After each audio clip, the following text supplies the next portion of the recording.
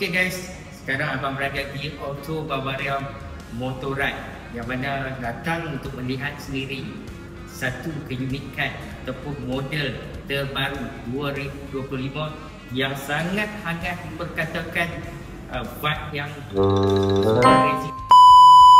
So bila datang tengok depan mata guys, memang is a bike yang mana bagi abang sangat-sangat menarik dari segi warna, dari segi new facelift, aerodynamic, package yang disediakan semuanya menampakkan tu motosikal ni sangat-sangat berpanduan untuk dapatkan.